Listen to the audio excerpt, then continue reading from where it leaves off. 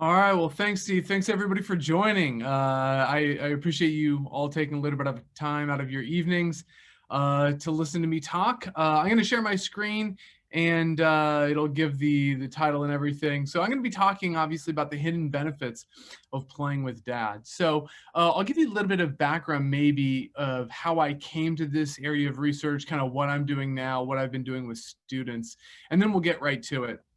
So I came in 2008 with a focus on infant cognition. And 2008, so I was at the college when the first financial crisis hit. And so we were looking to find ways of making larger classes that would be accessible to more students. We had just lost the bankers who taught an enormously popular human sexuality class. And what I wanted to be able to do was to offer a class that I thought that Wabash students would be interested in, that would just be kind of accessible at the 100 level. And so what I thought students would want to learn about is a little bit about father-child relationships. I was always interested in parenting, but a class on parenthood becomes fatherhood when you come to Wabash. And so I offered this class, and the very first time I taught it, I mean, I was a pretty new faculty member, the class filled up. Not because of any reputation I had or anything about me or the course. Students were just really interested. And research actually bears this out, that Wabash students, when they matriculate, they tend to report a little bit more interest in becoming fathers someday than men who matriculated other colleges. And so I figured that this would be of interest, but I was always just surprised at the amount of energy and interest students brought to this class. And so it became something that was going to be something I taught a couple times, and now I've taught it every single fall I've been on campus since 2010. And in fact, there was just so much enthusiasm and interest that I ultimately started switching my own research from infant cognition to the father-child relationship. And in the last few years, I've been working with some students to develop new ways of coding father-child behavior to try to define, like, what does quality fathering look like? Is it different than quality mothering? And really in the past, in psychology's past, especially developmental, the term parent is really synonymous with mother. You can actually still today publish in the flagship journal of my field, child development, and a title of an article that says parents do X, Y, and Z, or parent-child relationships, and only have moms in the sample. And so it's incredible that even as a field in developmental psychology, it's taken us really until about the last 10, 20 years to really look seriously at what fathers give to children and how they might aid child development. And so we don't really have a lot of good tools to really think about what quality fathering looks like. But today I'm going to be sharing some of the research that's out there. This is not stuff that I've done. I do have some research partners who've done some of this. But this is really looking at what we've learned in the last decade or two about what quality fathering looks like. And specifically, we're going to focus in on this one area of father-child interaction, father-child play, and really look at some of the benefits of that. Couple caveats before I get going. The first is that when a psychologist talks about something like gender differences, for example, the hidden benefits of playing with dad as opposed to maybe playing with mom or something like that, we're really just talking about kind of mean level differences that we see. And I'm actually going to kind of break down the importance of gender a little bit in my talk, give you something else to think about. And we'll actually get some group participation at that point in the talk. But most of what I'm going to talk about these are things that dads tend to do. The research doesn't say these are things that need to be done by a dad. Right? So children raised by a single mom could get a lot of these benefits. In fact, I've often said that the best father I've ever met is my mom. And when I described at one point, actually, some of the stuff that I'm going to be talking about today about how moms and dads typically interact with kids, I was telling this to my mom, and I was raised by a single mom until I was 12 or 7 or so. And she's like, oh, well, that makes a lot of sense. I've just been a dad this whole time. And that's true. And so I'm really talking about this more stereotypically dad role than the things that necessarily make a difference when they're done by a man. Okay. So with that, we're going to get into it. And this is going to be much like I typically run my classes. Several of you have had me in class. There's going to be some lecture. It's going to be interspersed with some chances for discussion. Really, the only difference in teaching this class virtually to you all as opposed to teaching it to my students is that I'm going to be able to drink my Ardbeg 10 out of proper Glencairn glassware rather than hiding it in a coffee mug. So other than that, this really should be an example of like, this is what I do with my students day in and day out. But let me take just a moment to sample this PD goodness. If you don't know Ardbeg 10, highly recommended. No colorant, non-chill filtered. Excellent. Okay, so let's get going. So I'm going to actually start out with a question. And feel free to, actually, maybe I need to look at more of you here at a time. You can unmute yourself. I can't see everybody right now, so if you raise your hand, I won't be able to actually know who's raising their hand because there's several pages of participants here. But I want to start out with this really broad question. Before we talk about the benefits of playing with dad, we actually have to know something about what kind of the end goal of raising a child is. So a lot of you are dads, and especially if you're a dad and you've thought about this question, like what's the purpose of parenting? Like why do you bother parenting a child, right? What is the purpose of that? What comes to your mind? What's your goal when you're a parent interacting with a child? Chris. Making sure you get your genes into the next generation. Okay, so you were a psych major, not a biology major, so I'm a little surprised by the answer, but I mean, really, if we want to take an evolutionary perspective, that's what it is. Everything else is post hoc rationalization. This is all about gene propagation. Okay, so I've done that, and yeah, I want my child to be able to pass on their genes, but really, if that's all that I cared about, maybe I just, teach them to earn a lot of money and lift a lot of weights, right? So it really reductionist biological thing. Maybe that's what I do, but I'm guessing, Chris, I know you're a dad. I don't think that's probably how you approached parenting. So what are some other goals that we might have? Sam Sergalski here, class of 18. Hello. Yeah, what do you think? I think that I'm not a father yet, but one of my goals with parenting would be instilling the values, rituals, and traditions that I believe lead to a good life and pass them to my future children in order for them to live the best life they can. Okay, so that they can live the best life that they can. Good. What else do I have? More dads chime in here. I'm going to start calling on people if I don't get them volunteering. Robbie Brundage. 1990, with my oldest just graduating college a couple years ago, getting them out of the house and independently supporting themselves. Yes, spoken like a true empty nester. Get out of my house. Yep. And they need to be successful, otherwise they're going to come right back and live in your basement, right? So they need to be independent, they need to be successful, they need to be living a good life. Good. When I ask this question to my students in my fatherhood class every single fall, I actually get answers that are very, very similar to what was just said. I want to equip a child to live a good life, and one that I'm really kind of irrelevant, right? One where I am not needed. And so what I want to do today is I actually want to look specifically at how play and rough and tumble play specifically between fathers and children helps children succeed in life. How could it be that romping around with your kid on the floor, wrestling, could help them become an independent and productive member of society who's happy and all the other things that we want for our children? So that's what I'm going to be really focusing on today. Okay, so I first need to take a step back and give you all a little bit of psychological theory here. We're kind of hitting this at the 10,000 foot level. But I'm going to first actually, and whenever we talk about the role of dads, we actually first need to start talking about the role of moms. And that will be clear why we do that in just a moment here.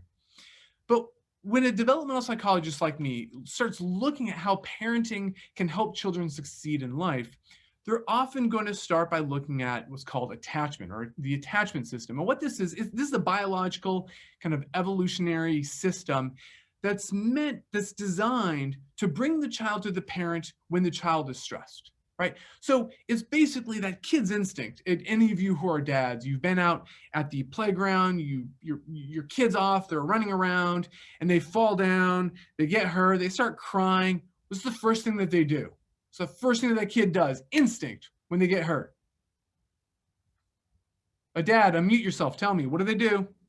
Go to mom. Go to mom. Mom. They don't start by thinking, maybe I can deal with this on my own. I wonder no. They're just like, hurt, mom, cry. That's it, right? And this is the attachment system at work. The attachment system is something that kind of lies dormant. But when a child becomes distressed, this is kind of this automatic instinct that kicks in that says, go to my secure base. Go to my safe haven, the place where all of my worries go away. I mean, if the parent's a good parent, then that's true. And what happens is that child calms down, right? Kid comes over crying, oh, give me a hug, a little bit of pat on the back. Wait, it hurt my knee. Okay, I know it hurts. Do you need me? No. Okay, go back out and play. And so what happens is the child calms down, but the calming down isn't the point. The point is to go back out. It's not to stay at that secure base, at that safe haven, because a child who stays clinging to their parent's leg is not a child who's having fun, who's exploring, who is learning anything, right? They're stagnant. And so that's what the attachment system is all about. Now, I've underlined calm down and explore because these are really kind of the two sides to attachment, and they operate kind of together, but they have different functions. So for the first year or two, here's what's going on. Kids are learning who's their safe haven, right? And so some of you know parents. I won't make you name names. I'm not going to name the ones that I know, but you know of parents who are not maybe always consistent, right? Sometimes their kids run up to them, they're crying. Sometimes the parent's really attentive, and sometimes they ignore the child.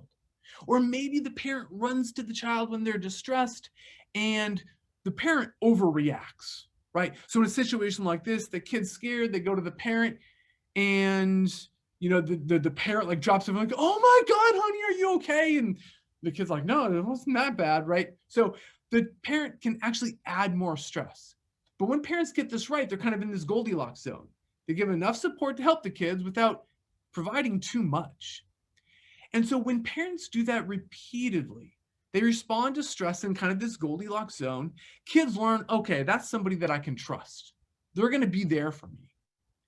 And this attachment, some people think of this as like the parent-child bond, and that's really not how psychologists think of it at all. Because a child can learn who can help me with anybody. This could be an aunt, uncle, cousin, older sibling, stepmom, stepdad. It doesn't have to be a biological parent. This is really the child learning when things go wrong, who is there for me? Who is my safe haven? And really for the first 2 years of life, that's what kids are learning. And like I just said, this is really built on what we call sensitive response to distress. When kids are distressed, we need parents to respond sensitively, kind of hitting that Goldilocks zone, not too much, not too little. But one thing that we know, and this is really, really interesting, even though I just told you, it doesn't matter who this is, who's responding to the kid. Could be mom, dad, older sibling. We nonetheless find that when children are stressed out, they prefer to go to moms, just as a general rule. And a lot of people have thought, well, this shows that this is what moms are supposed to do and dads are supposed to do something different. But I want to start to think about that maybe a little bit more in depth. So even though it is true that usually kids will treat mom as safe haven and not dad, we need to look a little bit more at why this might be. So let me ask you all, why do you think this is? Why do you think a dad could do the exact same things as a mom? Kind of not just an individual, but if I had a sample of 100 moms and 100 dads, and I match them, all these dads are really, really good and they respond, and all these moms are really, really good and they respond. Why would children go to the moms more than the dads as a general rule? Hi, Dr. Olofson. This is Ahad. Hey, I think that in some cultures, maybe it is not particularly applicable to the United States, but in some cultures, maybe like dad is not always available at home, right? So mom is generally like, if she's a housewife, so especially in the earlier stages of life, the child gets to spend more time with mothers. That is why they cling on to moms. Yeah, exactly. There's a lot of reasons, but Ahad just nailed the big one, which is time. Think about it this way. When you learn if you can trust somebody, that's something that's only built over time. Anybody who's played a sport knows that just because you're playing alongside somebody who makes a good play one time, you can't necessarily trust him to make the right decision every single time. It takes time after time, rep after rep, experience after experience to learn who can you trust. And in our culture, not only do dads just work more than moms, but even after controlling that, if you take a mom who works 40 hours a week and a dad who works 40 hours a week, that mom spends a lot more time with their kid. Basically, like moms, when they come home and they're stressed at the end of the day, they're just honestly more likely to suck it up and do what needs to be done. So hopefully, guys who've taken my fatherhood class, and we have a new generation of men coming out, maybe that won't be the case all the time, but certainly most of the research that's been done so far on men like my age, I'm 40, my age and older, find that moms just devote more of their free time to kids than dads do. It sucks. I wish that it wasn't like that, but it is what it is. So moms spend more time, and that builds trust, right? But we also have a situation now where we have more men becoming stay-at-home dads, right? If you look at the data on the change in the amount of time that dads spend with their kids from like the 70s to today, it is crazy. Shameless plug for myself. I gave a Wabash TEDx talk, so you can search my name, Wabash TEDx, and I talk a little bit about this research. But there was this famous study done like in the 50s where they just measured how much time per day those dads, like the 1950s Leave It to Beaver family, how much time did those dads spend talking to their baby? They found on average those dads spent 37.7 seconds per day talking to their infant. Like my grandfather's generation, they did not spend time with babies. And so babies aren't going to learn to trust that dad who spends 37 seconds with them per day. But that's changing. And so this is actually a question that I had. One of the benefits that I have teaching all of you, as opposed to, having my students in class, is that you all span a range of generations and have seen changes in how parents and children interact. So I'm going to actually call in some of my more grizzled veterans, maybe a little bit more of the gray hairs. I'm getting some of that myself here. How have you seen fatherhood change over the course of your life? How are the dads today, do you see as a general rule, different than the dads that were around in the Leave It to Beaver days? This is Chad. I'll jump in. All right, get closer to your mic, Chad. I can kind of hear you, not a lot. Closer to mic. Do you better? Maybe. Okay, I'll just turn my volume up. Go ahead. Whoop. Sorry. I think there's been a difference. I think that I know that my dad, his main goal that he had growing up was to make sure food was on the table. He wasn't there for any kind of comfort, any kind of compassion of that nature. It was like, hey, my job is to make sure food's on the table and you have a house over your head. So there wasn't a lot of compassion, and my mom filled that role. Mm-hmm. So as I think getting older, I think that now in this last 20 years or so, I think that now there's more importance of dads being involved in their kids' lives and being at events, being seen, being done, and being engaged. So I just know that my dad growing up, his role was not to be the compassionate relationship guy. His was, hey, I'm here to have money, help take care of the bills, and that's it. So yep, that provider role, exactly. And you're right, that's changing. Who else? Who's really maybe can speak to what they've seen a lot of younger fathers doing in terms of their interactions? Not just, and I think Chad's absolutely right. There's a difference in kind of the goal that dads have, but what do you see about the actual kinds of interactions that fathers have with children? If you were just to watch a dad and his baby, how much does it look similar or dissimilar to how the mom might interact or how the dad of yesteryear would interact? Hey, I can jump in here if you like. Mike Gallagher, class of '68. So I became a father 47 years ago, I guess, 5 years after graduating from Wabash. And I guess looking back, I always felt a little unusual in that I wanted to, career was very important to me, but I wanted and really enjoyed time with kids. And I didn't sense that was happening with other friends in my age group. When I look at younger families today, it just seems to be expected that fathers will have time with the kids. They'll play. They'll be more gentle and sensitive with the kids. It's not all macho sports stuff like it maybe used to be 40, 50 years ago. And there's just been a nice gradual evolution toward what I think is a more natural relationship between fathers and kids today. Yeah, and that follows from what Chad was saying earlier, right? That if you're going to spend more time, not you're going to switch your focus from just putting food on the table to doing something more nurturing. You're gonna change that interaction. It's not going to be the same kind of tough, gruff sort of interaction. It's going to be a little bit more nurturing. So one of the things that I think, and actually I should have put this up earlier, this is the question that I just asked, is essentially how this working dad, stay-at-home mom combination of yesteryear is less common than today, where you see a lot more blending of roles. And so one of the things that we might expect then is kind of, as Mike just noticed, that dads today might be a little bit more sensitive and nurturing in their interactions with their kids. So actually, let me quickly say the point of that is to say that when we're thinking about the research and what I'm talking about now, we have to remember that a lot of this research was done on dads my age and really older.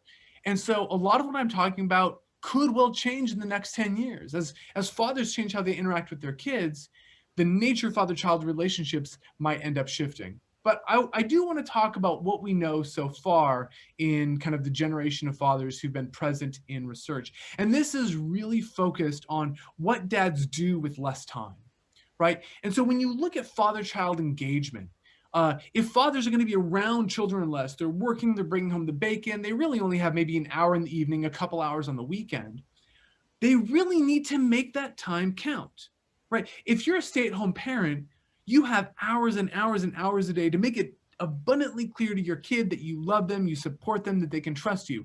If I'm a dad and I only have an hour at night, a couple hours on the weekend, I really have to make it clear in a very short period of time that I love you and we're going to build some good memories together. And so one of the things that we see is that fathers spend a lot more of their time playing with their children than moms. Now, actually, this is about percentage of time. Moms spend so much more time with their kids that they play with their kids more than dads play, just in terms of number of hours a week. But the amount of free time spent voluntarily choosing play with dads much higher than it is with moms. And when you interview dads about why, they don't say, oh, I want to have fun, right? There's this stereotype, like with dad, it's all fun and games. But when you ask dads, like, why do you play? What's the point of that? They get really deep really quickly. They'll talk about that play as being a critical part of that emotional bond that they have with their children. This is how I show my children that I love them, by forming these good memories, by laughing together.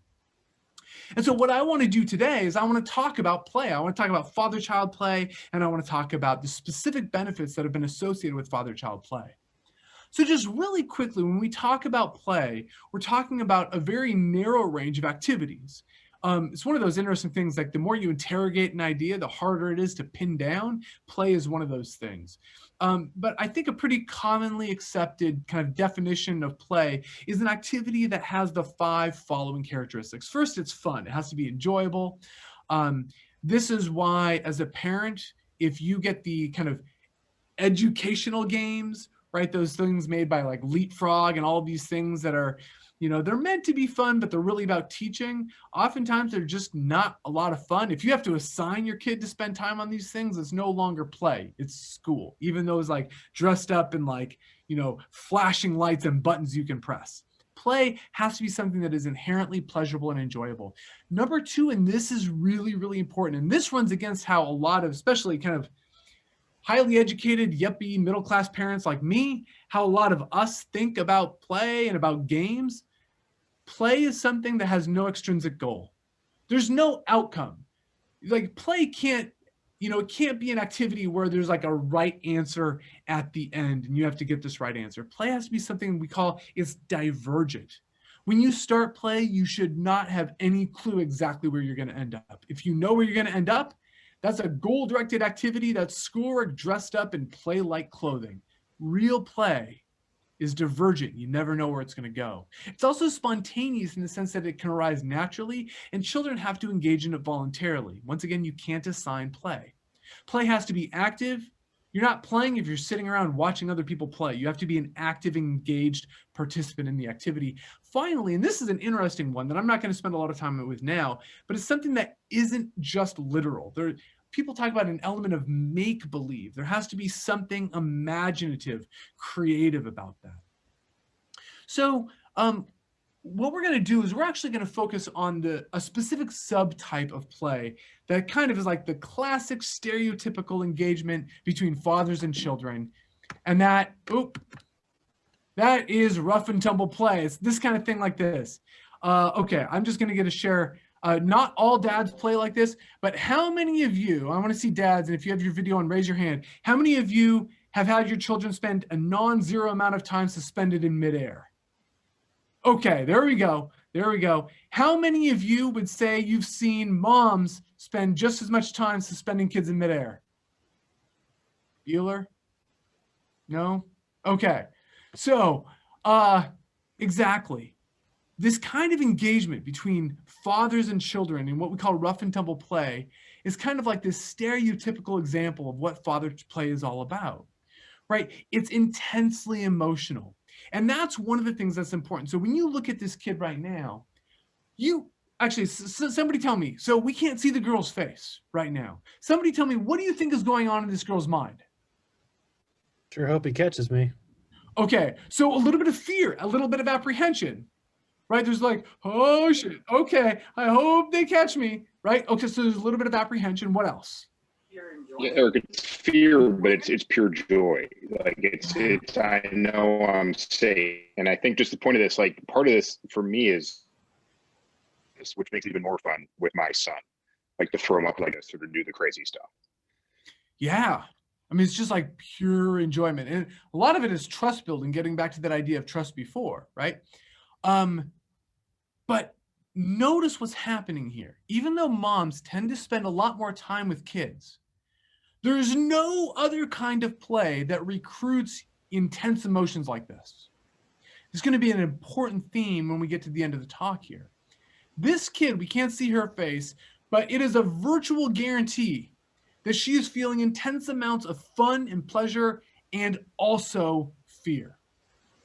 And doesn't that sound like a whole lot of real life? Managing really intense contradictory emotions? I mean, unless you were in a coma in 2020, you know exactly what I'm saying. Like being a grown-up is about experiencing a whole bunch of different things all at once. Or those of you who've had kids, especially in athletic participation, right? The kid who's intense, like at the end of a close game, there's a lot of drive, excitement, and then they lose. Like all of the emotions all there at once.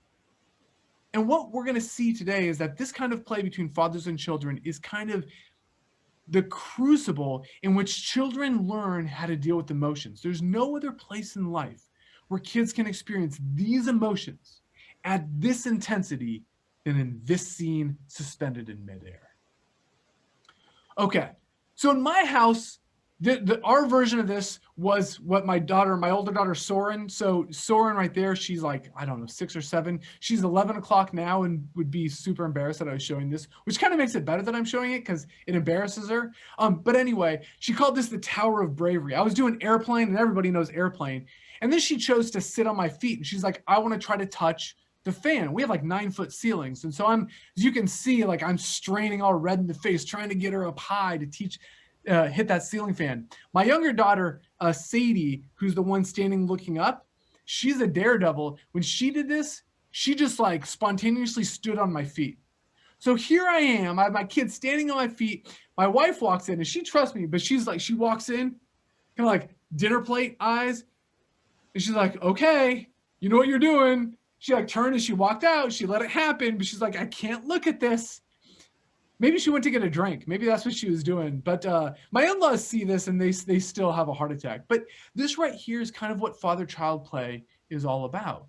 But again, this child, even though I'm not throwing her up, she is still experiencing that same mix of fear. Because especially if she stood on my feet, if she fell, her feet are getting kicked out. That is a head first plant. This is like, you know, how much, you know, like is a neck brace, right? So kids are feeling pretty afraid here. But what I want to do is I want to talk about the benefits of these experiences for kids.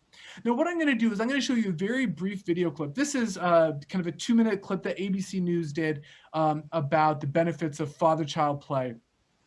I want you just to watch this really quick thing. This is just a dad and his kid playing. A lot of you will recognize this in yourselves. To really understand the benefits of this, though, I want you to listen for the end. Pay close attention to the end of this clip.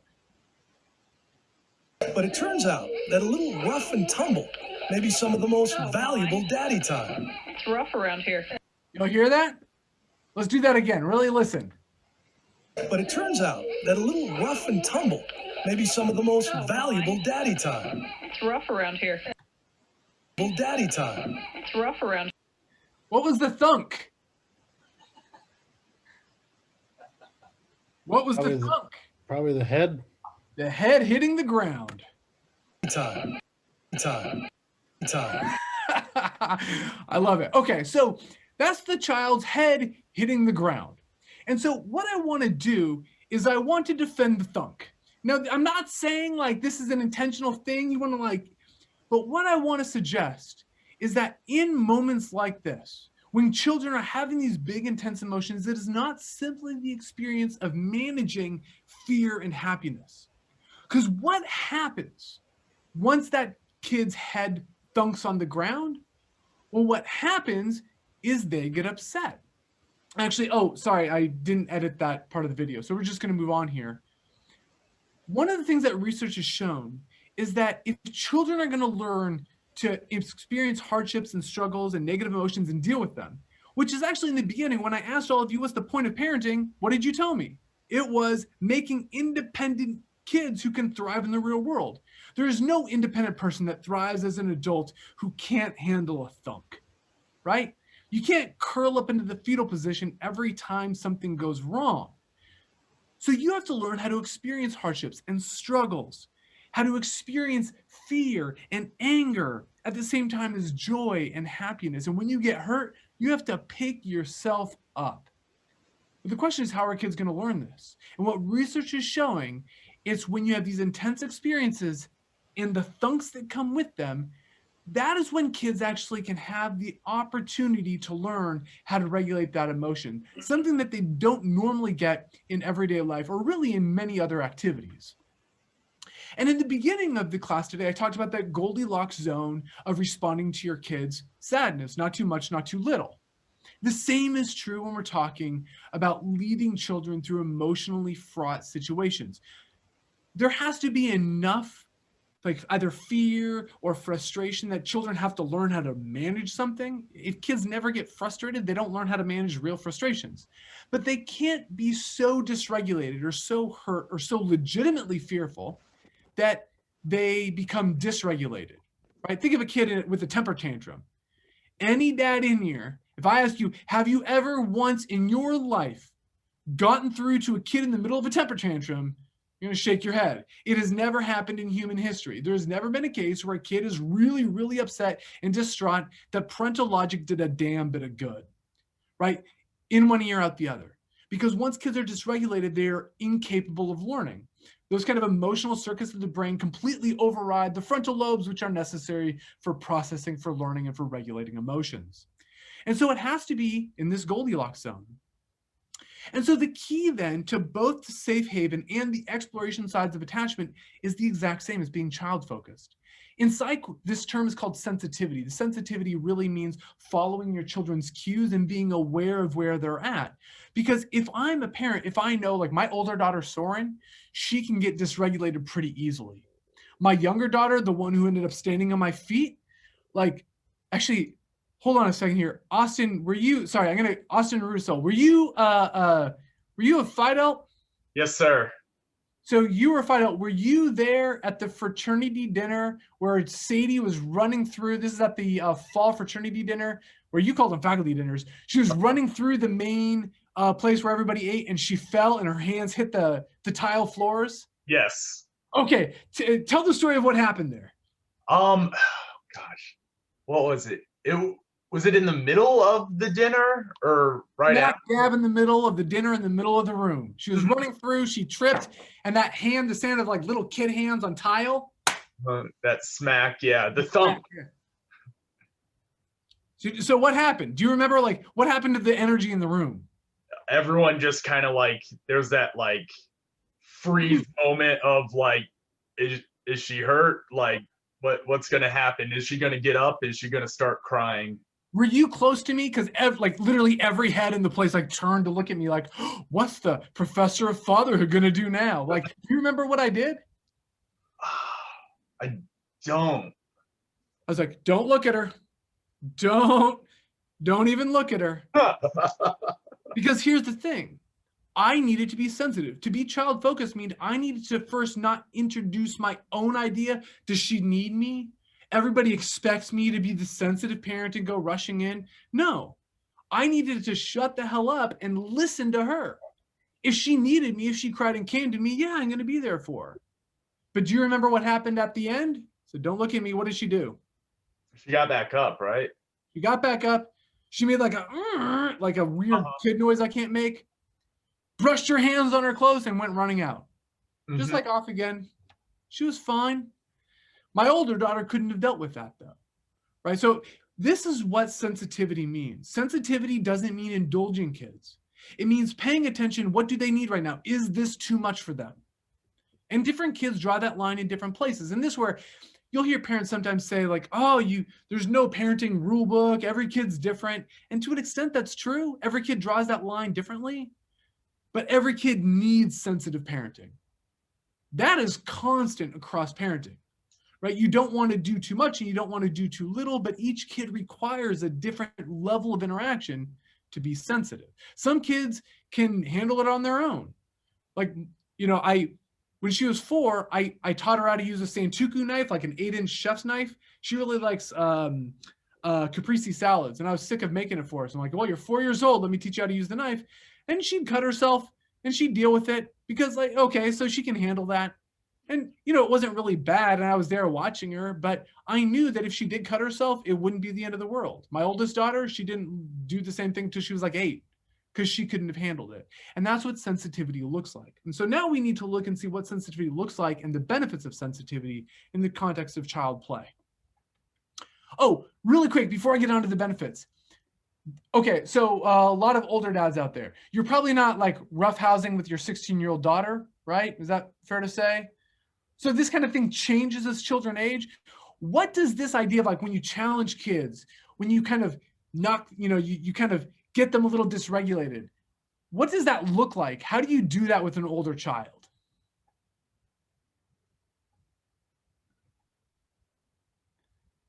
All right, somebody else here. Who's an older dad?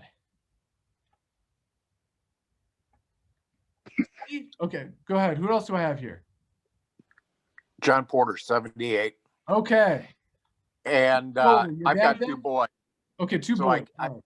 So I can't answer about the 16-year-old girl, but as the boys got older, what I did was to challenge them, gave them more independence and, established expectations, but didn't hover as much in guiding and, teaching what they should be doing.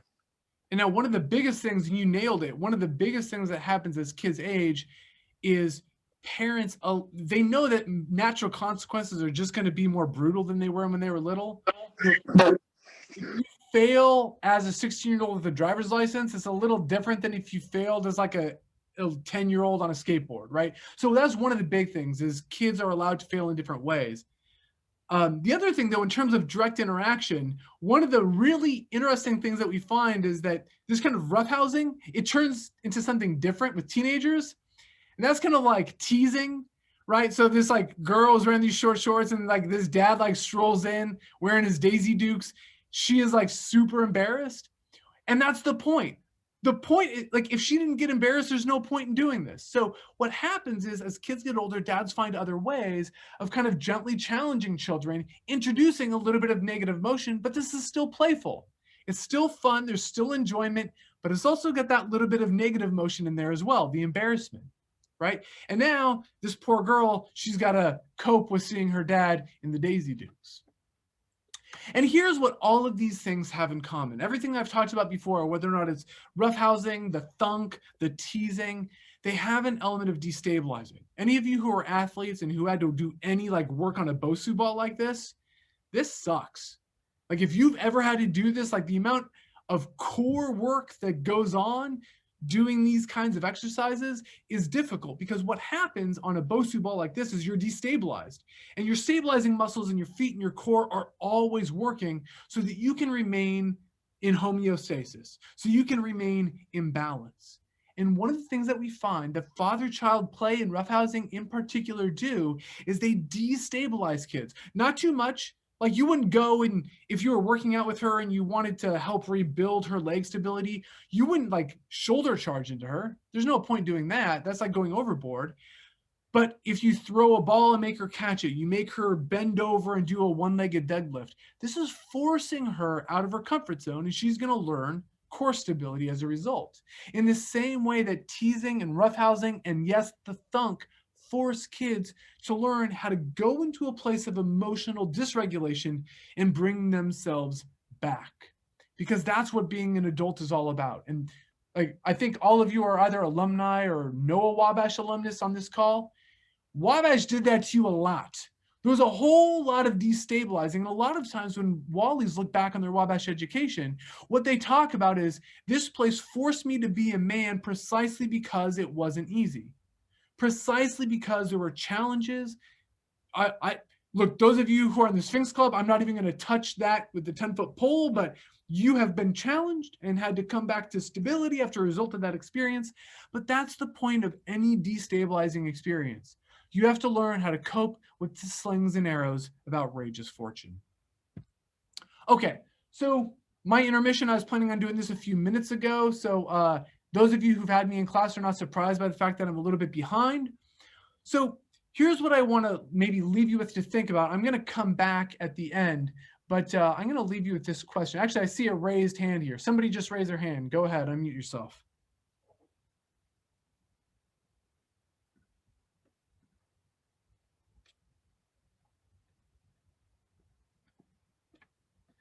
Oh, I thought somebody raised their hand. Anyway, so I couldn't see that the name was hidden behind a pop-up window on Zoom. Yeah, anyway, it's Doug Shelbourne.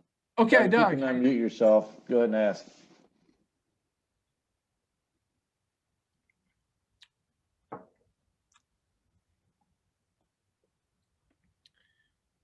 Tell you what, I can actually remain a little bit on the call afterwards. So if you have any questions, you can let me know then. But I do want to make sure that I wrap up on time here. So I'm going to move on quickly.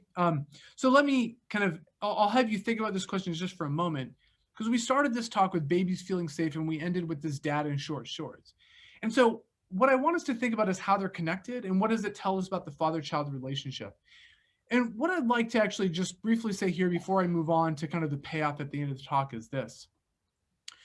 What this shows us is that what children need is children need the chance to kind of explore. And when I say explore, I just really mean going beyond your safe environment. But you have to have some safe place to go back to. If you dysregulate kids too much, if you thunk too hard, if you do too much to kind of push them, what can happen is they can be in a place where they are required to regulate emotions or deal with situations that are beyond their control, right? And so whether or not you're talking about father-child play or whether or not you're talking about a parent comforting a child who's scared in the playground, both of them require this sensitivity to understand what does the child need, but not taking away their autonomy to cope with their problems on their own, giving them just enough support so that they are able to learn. And I'd asked you all before you came to think about what I said here and kind of connect it with your own experiences. And just in like maybe 1 minute, because like I said, I do want to be sure to set you all off on your way at the canonical time here. Does this fit with your experiences? So I asked you all to think about what's the role of moms versus dads and why do you think that? Does the importance of challenge and the tendency for dads to challenge children in more emotionally intense ways, does that fit with your experiences of the families that you know? Actually, this you can also throw in the chat quickly here if you don't want to mute yourself.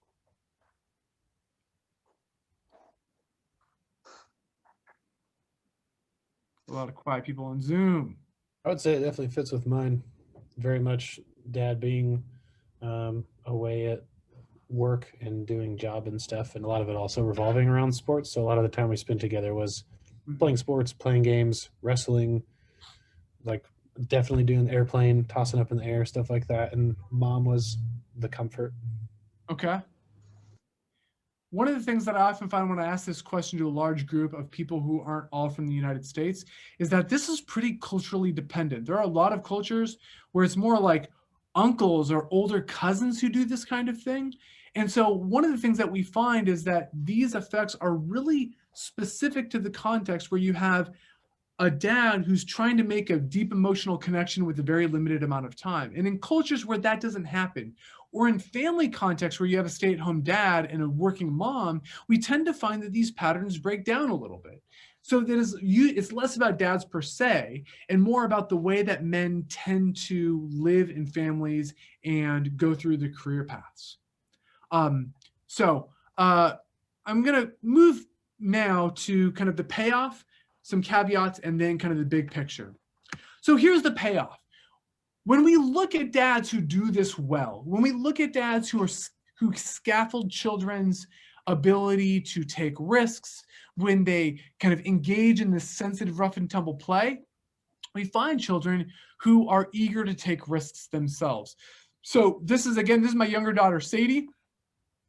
She first climbed up this swing set, which is about 9-10 feet tall. When she was 4, she would take off her shoes and she would do like the monkey climb where you have your hands on either side of the bar, and she'd have her bare feet and she'd walk up and she would climb up there and she'd shimmy down the entire length of this center bar. And of course, all the moms at the park were like, just so scared. And I'm like, no, go farther, right? So this is something that I've seen, at least in my own family, but importantly, not always. Like my older daughter still is uncomfortable going up there. So it's not a guarantee that if you do this stuff as a parent, you're going to have a child who engages in risk-taking. But if we look at a sample of dads who do a lot of this encouragement of risk-taking and rough and tumble play, you have kids who are more comfortable taking risks. And they're also they're better able to take risks without going overboard, right? Sometimes kids can take risks that are just a little bit too reckless. Dads who encourage roughhousing without providing any boundaries, well, that's a little bit too much. Or like in roughhousing, if a dad is wrestling with a kid and their kid tries to win by like poking out eyes or kicking below the belt or choking around the neck, dads who let that go without correcting the behavior have kids who don't know when to dial it back and who are too reckless. And so again, this is about this issue of sensitivity. When you can encourage risk-taking, or encourage rough and tumble play, but say, you know what, if you're going to play like that, we're going to stop. That's what forces children to dial it back, and they have to learn how to control themselves. If you're roughhousing and you don't have your children dial it back, they will not dial it back in other areas of their lives. Another way of looking at it is kind of a willingness to take risks as an adult, right? Kobe threw up a lot of bricks, but he also made a lot of shots. And when you have a parent who encourages risk-taking, you have a child who grows up to be an adult who's independent and is more likely to take risks. And we know nothing ventured, nothing gained. Children of dads who encourage risk-taking, who engage in rough and tumble play, tend to do better because they are better able and more willing to take risks. Second main benefit of children who grow up with a dad who is good at roughhousing is that they are better at emotion regulation. And specifically, this is one of the most interesting findings that I have found personally in this literature. Children who have dads who roughhouse, in other words, who bring them to these really emotionally intense states, lots of fear and anxiety. Is dad gonna catch me? You might think kids will learn to grow up scared. The opposite is true. These kids are better able to regulate their emotions, and they are much less likely to experience anxiety than either, this is interesting, they're less likely to experience anxiety than children who grow up with dads who don't roughhouse, or even with moms who do. Father-child roughhousing predicts reductions in children's anxiety more than almost anything that moms do, at least that we've seen. Now, in the vast majority of the research in child development, moms have a bigger effect than dads. This seems to be kind of an exception to the rule. Children are less likely to be anxious when they have dads who roughhouse. And why? we think, and the answers are pretty new. Like you see the citations here are from like, 2 years ago, 6 years ago. We're still figuring this out.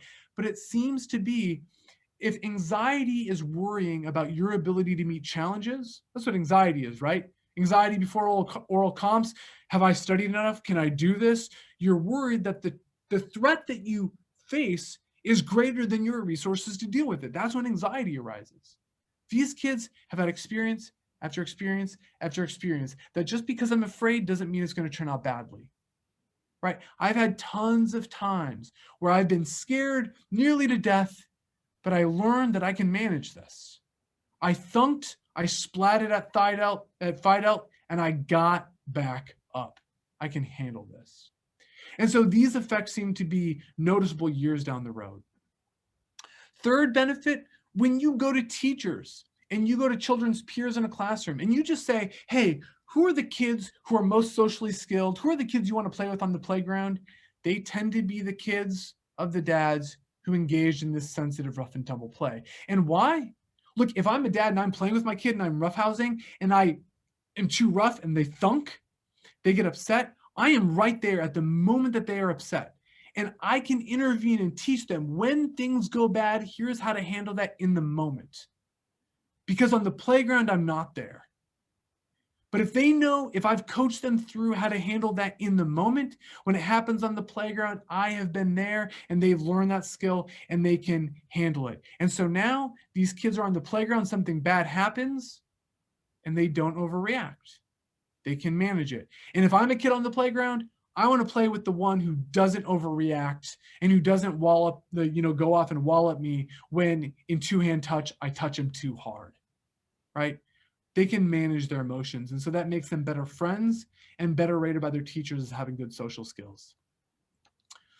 I'm going to move beyond this one just for reasons of time, but really quickly, when you look at something called adult attachment, which is a measure of kind of how much you feel at peace with your childhood and being ready for adulthood, kids who have dads who roughhouse tend to score as more secure in this measure. But I'm going to move on quickly from this. There's a really important caveat. In our culture, especially with coaching, we have fetishized challenge. And any of you who have been in a situation where you had a coach like this, you did not give them your best. You tune them out. And the reason is, as we saw in the beginning, any kind of challenge has to be supported with a bedrock of support. You have to know that even if things go badly, it will be okay. And if this is your experience in athletics or somewhere else with a dad, you don't have that bedrock of emotional support. And so you tend to tune them out. And so we can't fetishize challenge. It has to be sensitive and it has to be loving. But when it is, we can take risks. Like, so in this situation here, most of us wouldn't walk this tightrope if you knew that there was a net below where the photo's taken. A lot of us would go out there. Like personally, I would go out to the middle and I would purposely jump off if I knew that there was a net. And that's true for a lot of us. We're not going to engage in an emotionally intense, kind of fearful experience if we don't have a safety net. And that fetishizing the coach who yells at the kids like, no, I'm going to push them as far as they can go. There's no safety net. And so kids are not going to walk out. And so kind of the message at the end is that when we look at father-child play, this seems to be the formula. When there's a bedrock of love and trust, you're willing to take risks. But without those, without the love and without the trust, you're not going to do that, no matter how much challenge there is. So this is where I'm going to leave you all. If you have questions, you can stay on. I can go back and talk about that little slide and emotion coaching a little bit more. But here's the big picture. Psychologists have looked at this research that I've told you about, and they have explained the role of the father with something called the bridge hypothesis. Fathers, in a sense, are children's, at least the fathers that I've talked about today, are children's first peers. They're their first friends. Not just friends. I'm not saying you should be a friend to your children. You should be a parent. But dads play with their children more similarly than their peers do than that moms do. When dads are roughhousing, that's how kids play with their friends. But here's the difference. Your dad cares about you a lot more and loves you a lot more. And so when you go overboard, when you cry too much, when you thunk your head, when you get upset and you call your dad a name in play, or when you try to win by kicking below the belt, your dad loves you enough to coach you through that. Your friends won't. Your friends will be like, I don't want to play with you anymore. And so this way, dads teach children how to act in a world where they aren't there, how to be independent, how to play with their peers on the playground, right? How to go and meet life's challenges and handle those on their own than any other kind of parent-child interaction kids get. And so dads kind of can be seen as the bridge between the safety of the home and the big bad world beyond, where you need to be independent and capable of managing those slings and arrows of outrageous fortune. That's what I have. I think I was a minute late. I don't have a clock in front of me. Sorry about that. Thanks for staying on. Like I said, I will stick around, answer some questions. Thanks for giving me a little bit of your time, and hopefully this kind of brought back memories of the old days of the glory years.